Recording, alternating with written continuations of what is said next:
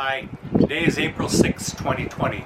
Today is Monday of Holy Week, and so today we begin the Passion narrative from the Gospel according to John. Today our reading comes from the 18th chapter of John, verses 1 through 14. I hope you have your Bible with you so that you can follow along with the readings this week. If not, please feel free to pause the video now and go and retrieve your Bible. And once you have your Bible in hand, turn to John, which is the fourth book of the New Testament, chapter 18, beginning at the first verse.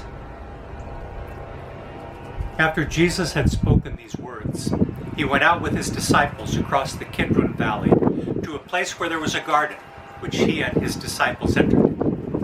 Now Judas, who betrayed him, also knew the place, because Jesus often met there with his disciples. So Judas brought a detachment of soldiers together with the police from the chief priests and the Pharisees, and they came there with lanterns, torches, and weapons. Then Jesus, knowing all that was to happen to him, came forward and asked them, "Whom are you searching for?" They answered, "Jesus of Nazareth." Jesus answered, "I am he." Judas, who betrayed him, was standing with them. When Jesus said to them, "I am he," they stepped back and fell to the ground. Again he asked them, "Whom are you looking for?" And they said, "Jesus of Nazareth." Jesus answered, "I told you that I am he. So if you are looking for me, let these men go." This was to fulfill the word that he had spoken, "I did not lose a single one of those whom you gave me." Then Simon Peter, who had a sword, drew it, struck the high priest's slaves, and cut off his right ear. The slave's name was Malchus. Jesus said to Peter, "Put your sword back in its sheath. Am I not to drink the cup that my Father has given me?" So the soldiers, their officer, and the Jewish police arrested Jesus and bound him. First they took him to Annas, who was the father-in-law of Caiaphas, the high priest that year. Caiaphas, who was the one who had advised the Jews that it was better to have one person die for the people. The Gospel of the Lord.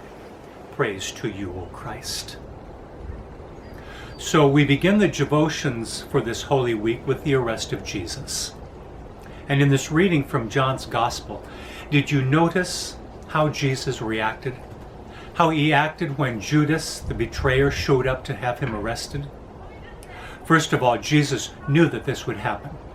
He had foreseen this back in the 10th chapter of John, when he had said, "I lay down my life in order to take it up again. No one takes it from me, but I lay it down of my own accord. I have power to lay it down, and I have power to take it up again. I have received this command from my Father."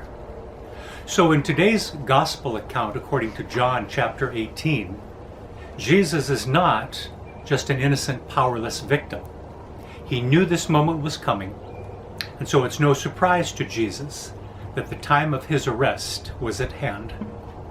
Now, Jesus is facing a cohort of Roman soldiers, probably numbering in the hundreds, along with the temple police sent by the chief priests and the Pharisees, all of whom had come out to arrest Jesus after dark, carrying lanterns and torches and weapons.